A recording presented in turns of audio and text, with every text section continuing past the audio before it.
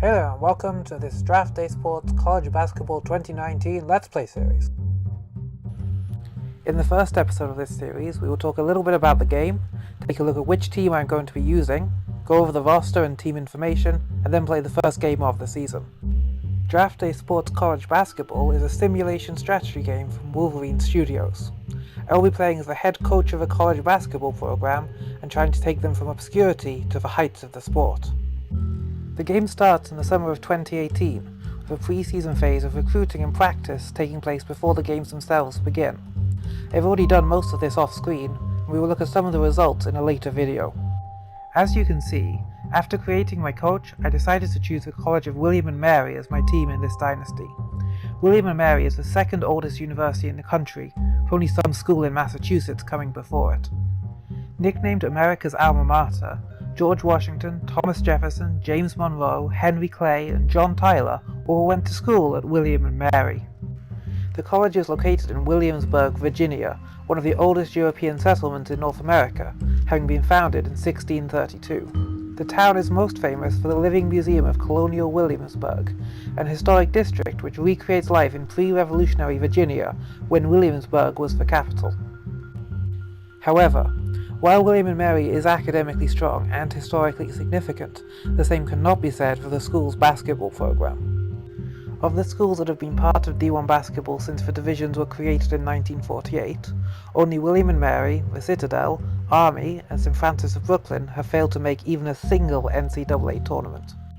Amazingly, William & Mary has lost all 9 conference championship games they have played with an NCAA bid on the line, most recently in 2015. While they have had some 20-win seasons this decade, William & Mary has not been able to break through and win a conference championship, and even has an 0-3 record in their NIT appearances. The tribe is a member of the Colonial Athletic Association, a 10-team conference of schools on the East Coast. William & Mary, and their primary rivals, James Madison, are the only teams that have been CAA members since its formation in 1979. This is the information page for the character I have created for this dynasty. You can see his skills, philosophies, and characteristics here. A head coach at just 29, he has high ambition to achieve great things in the sport, but his academic focus makes him a good fit for William & Mary. We arrive at the college with 3 assistant coaches already in place. All of them are knowledgeable coaches of offense, but lack skills in other areas. Now, let's look at the roster I have inherited from the previous coach. A good mix of classes, but with important seniors. Every player is from Virginia or West Virginia. Our starting point guard will be 6'3" senior Alvin Vidoni. While he is a natural 2-guard, he is also a good passer and ball handler, and, as arguably our best player, will facilitate a lot of the offense. 6'5" senior Adam Pauly will be the shooting guard. More than just a scorer, he seems to be a good passer and rebounder as well. His defense may be his main area of concern though. 6'7" senior Todd Nunn will play the 3. Like Pauly, he is a good-looking all-around player who may only be limited by his defensive capabilities. When I recruit, I tend to shy away from guys like this, but it's hard to deny their offensive skills. James Williams will be our power forward. The 6'9" junior is strong on the glass as well as defensively, but it looks like he will lack the talent to be a significant contributor on offense. Our man in the middle is 6'10" junior Robbie Belk. I hope that he will be able to be a presence inside, both as a scorer and as a rebounder. Williams and Belk should both be back next year, which will give us an even more fearsome inside pairing. Julius Dudley will be our first guard off the bench, and the likely starter at point guard next year. Chris Sankes will fight with Dudley for the backup guard minutes. Our best bench wing is Chris Johnson. He is an athletic player and a good 3-point shooter. Senior Thomas LeBarry will also see time off the bench. He is more limited than Johnson, but still useful. Freshman Eric Marvey will be our main reserve big man. He has the potential to develop into a star for us, and can hopefully provide good minutes this season. Trello Toole will see playing time mostly when our big men find themselves in foul trouble. If he is getting important minutes, we're probably in trouble. Freshman Andy Forney and sophomore Dennis Petian are unlikely to play much, although Petian looks like he has the ability to grow into a good player. If I had another good guard, I would consider redshirting him. Ike White and Hayden Slocum are our 2 walk-ons. They are both power forwards, and both bad. This is the mix of offensive strategies that we will be running to start the season. Honestly, I don't really know the strategic implications of when to switch this up, and my roster doesn't seem to immediately lend itself to one of the specific strategies, so I've left it as it was generated by the game. Here is a look at our schedule for the season. Our first game, which we will play in this video, is at home to North Alabama, and I think should be a win. In our non-conference slate, we have a home matchup against USC before a big trip to in-state giants Virginia. Conference play starts at Elon on December 26th. Now you can see the national preseason polls. The top teams are mostly the expected candidates from real life. I should mention at this point that I'm playing with a real-world mod by Wolverine Studio Forum members Valdarix and NCAA Hoops. This ensures that the schools all have real names, logos, courts, coaches, and conferences. In my opinion, the mod is virtually indispensable for the game. There are not real rosters though, so you can't see how Zion does in the sim. Here are the players expected to lead the nation. Unsurprisingly, no William and Mary player is on the list. Perhaps in future years. Moving on to today's game, let's take a look at the scouting report for North Alabama. My assistant says that we have a significant advantage in the backcourt, but that they will be a tough matchup inside. UNA has a talented team, with a lot of young players who are yet to reach their potential. Their best player is giant sophomore Jonathan Driggers. His size will be difficult for us to match up against, both in terms of him rebounding and blocking shots. If Robbie Belk can't handle him, we'll have to try double team, but Driggers' passing and court intelligence may be able to nullify that tactic. Here's a look at the day's games in the Colonial Athletic Association. 7 CAA teams start their out-of-conference slate today. Tonight's starting lineups for our game: 3 seniors and 2 underclassmen for the North Alabama Lions, 3 seniors and 2 juniors for us. This is actually North Alabama's first ever Division I basketball game, as they are starting their first year transitioning into the division. Before starting the game, let's take a look at some of the different coaching options that exist within the game. There are 3 main interfaces on the main screen. The first is Offensive Strategies, which allows you to choose the sets you want to run and to change your offensive style. Secondly, you can do the same thing with defensive sets and strategies, and also assign which defender should guard which opposition player. In the top half of the screen, you can switch between the different strategic tabs, and also call timeouts. Finally, we can see our game statistics, and compare them with those of our opponents. Now that we're ready, let's play Draft Day Sports College Basketball 2019. Here's the tip. William and Mary gets the ball to start the game.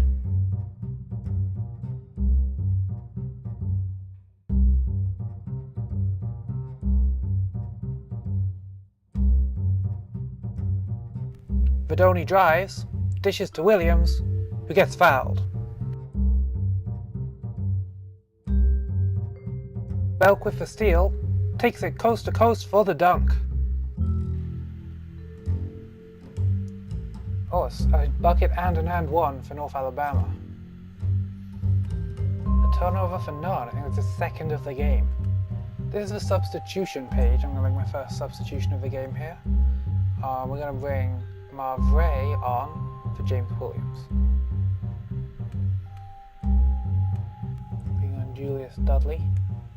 He's going to play the point guard and we'll move Vidoni to the 2. Here's another interesting option. We're in a timeout here, the first media timeout, and we can choose a play. So we're going to run, what should we run? Let's run an isolation for Belk. See if that works. We can also use motivation. I don't use this too much because I don't really know what's going on behind the scenes. But we're winning, so we'll praise the team, not sure. So praise. There we go. Players aren't responding. Awesome. Just like the college students.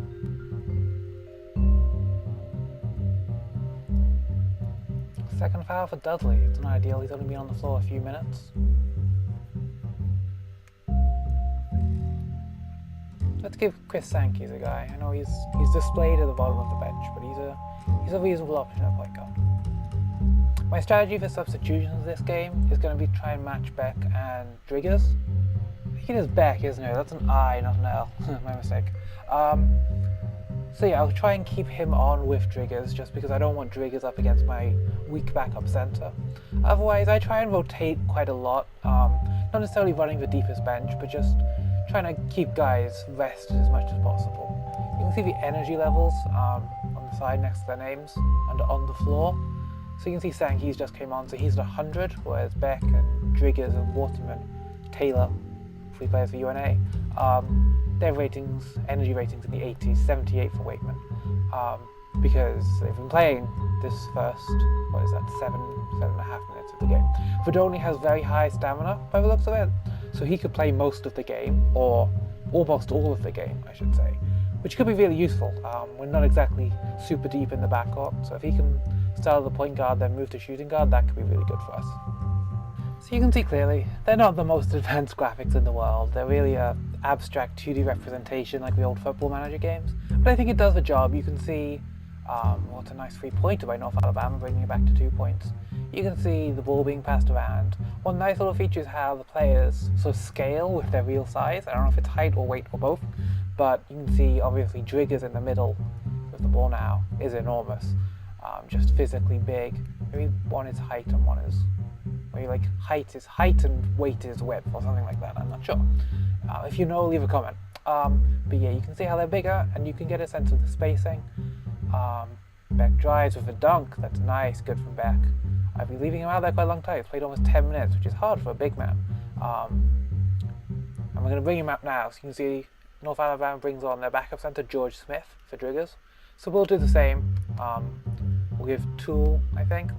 Actually, I'm going to try Mavray at center. We'll bring on LeBarry, who's a small forward, like point forward, or power forward, sorry. So this is kind of a small lineup. We'll bring back Paulie, who's got rested. He's up to 99 energy. Looking at the graphics, you can see the really nice court we have here. Maybe not the layout is really nice, but just the graphical design of the court graphic is really good. These are all part of the mod pack I mentioned earlier. Custom courts or realistic custom courts for every team. It's a really nice feature, and it really enhances the game. Because the game does come with courts, but they're very generic because of copyright and things like that. But because the mod is free and not worked on by the developers themselves, you can get these nice looking courts, and I think it really adds to the game. Drigger's coming back on, so we'll see how Beck's doing. He's only up to 81 energy, but I'm just going to bring him back on. We'll rotate out LeBarry. Actually, Mavray is down to 86 energy, you can see that. We'll bring on Johnson for Mavray. Yeah, that looks good to me. So you can see now we're more than 10 minutes into the first half. Vidoni hasn't come off the floor and he's still running down to 90 energy. That's really good. That's a sign of a guy who could play almost every minute in a game. I generally don't like to have guys on the floor too much at under 80. Triggers drives, gets the rebound. See, that's just a big guy inside. We had two guys trying to defend him there. We couldn't get it done. Obviously I have Beck on the floor right now with only 77 energy, but that's because I need him to try and guard against Driggers. So we'll take him out now, the turnover from North Alabama, they bring Driggers off, we bring Beck off. This is the sort of situational matchup you have to try and find with an unusual guy like Driggers. Driggers is just probably too big for, I mean he's probably too good for Charlotte Tool, who we're going to bring on now, and I think probably too big for a power forward to guard. Tool drives, oh, and he makes the layup. It's good for our backup guy. Vidoni inside, nice shot. Good jumper there. Gives us the lead again. Turnover for none. Who I thought I'd taken out. See, gotta pay attention in this game. Always gotta have your eye on the ball. LeBarry. There we go. A steal from Tool and a dunk for Vidoni. Wow. Galloway with the outside shot, back level. We're really not pulling away the way I would like us to. I think we definitely are better than this team, possibly with the exception of Driggers, but we just haven't been able to put it together. Another steal for Tool, and LeBarry gets a dunk. Tool really doing well defensively. It's impressive. Better than I was expecting. And this is the under 4-minute media timeout, so we bring back everyone for one last effort down the stretch of the first half. Beck with the and one. Gives us a 3-point lead, puts Driggers into foul trouble. This could be big. Free from the perimeter for Johnson. 6-point lead now. This is what I wanted. And Johnson with the steal. Excellent play by Johnson, helping us to hopefully get a lead at halftime. Williams makes it an 8-point game. Presumably you're going to try and hold for the last shot before halftime, but it's hard to do that with college students sometimes. Smith shoots. Johnson gets the rebound. We'll try and get the last shot off. Vidoni hits the three. 12-point lead for William & Mary at halftime. That's great to see. Wow, what a late run there. It's a level game for much of the half, going back and forth with small leads. But then we really turned on the Jets towards the end of the first half. It's given us a good 12-point lead at halftime now. Let's take a look at some first half stats. Even on the glass, but a big difference in turnovers. 4 for us, but 12 for North Alabama.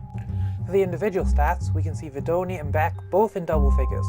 We've also had good bench production and stopped Driggers from hurting us too badly.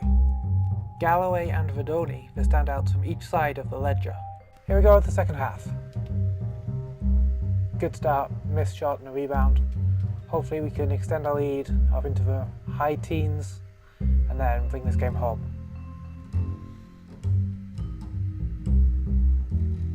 A 3-pointer for Beck. Really good from the center, making the outside shots. Modern basketball in one play right there.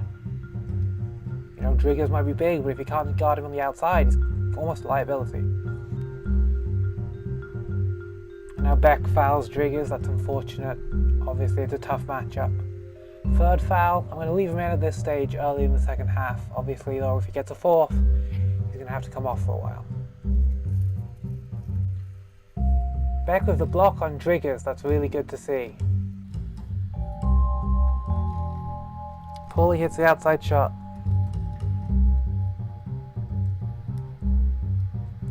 Paulie hits the outside shot. Big lead now, 24 points. North Alabama just not able to hold on after their good start to the first half. For about 15 minutes of the game, it was very tight, but 5 minutes leading into halftime, 5 minutes out of halftime, we've just exploded and really put up a big lead now. Beck picks up his fourth foul.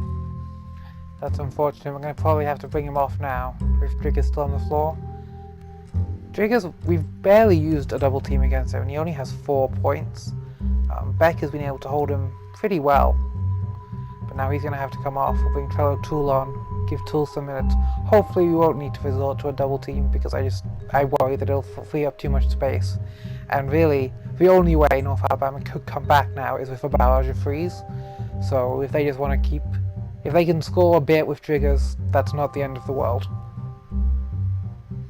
Tool drives and dunks. 24-point lead now. Another bucket for Tool. It's 10 points now, 5 for 7 from the field. Oh, and there's a technical foul on the UNA coach. Obviously frustrated being down almost 30 points. And now Nunn gets 2 free throws, makes 1. Nunn fouls out. It's really been a poor game for him. 3 points and 5 personal fouls. He's sat most of the game, but he still fouls out. That might be something we have to watch with him, I'm not sure. So as we see the final media timeout of the game, on 2 minutes left, I'm going to make some substitutions. I'm going to bring off my starters and put the back of my bench into the game. I think this is what a real college coach would probably do in this situation. It's the first game of the season. It's good to give your entire roster a game if you can at home, let them see the crowd. So that's what we're going to do. I'm just going to set it up. We'll bring the two walk-ons, White and Slocum, who, as I said earlier, they both suck. But, you know, it'll be nice in real life to get them into the game here. I don't know if the game has any sort of like morale system at all, or if players get discouraged if they don't play. I think they do. I think they can transfer if they don't play enough. So why not? Tool with the layup, less than a minute to go now. Here we go for the last possession. Easy win for William & Mary. Oh, it's a foul.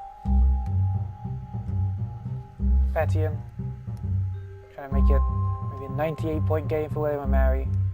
Triggers this last rebound, but that's the win. Really an easier result than I expected, probably. you never really know what to expect with a new team, with a new game, a new season. So a convincing win. I'll have a look at the stats now. So the final score, North Alabama 70, William & Mary 96. A nice start to the season for the Tribe. Good games from every starter except for none who really struggled. Trello Toole was impressive from the bench. UNA's backup point guard, Galloway, put up some numbers. A dominant performance in most aspects of the game, but the turnover differential is especially pleasing. Vidoni wins player of the game and racks up a double-double. A good start for one of our most important pieces. Thank you for watching the first episode of this Let's Play series. It's always good to start the season with a win, but we still need to see how our team will fare against tougher competition. Next time, William & Mary will face Furman before heading out to begin the road schedule. Be sure to join us next time on Let's Play Draft Day Sports College Basketball 2019.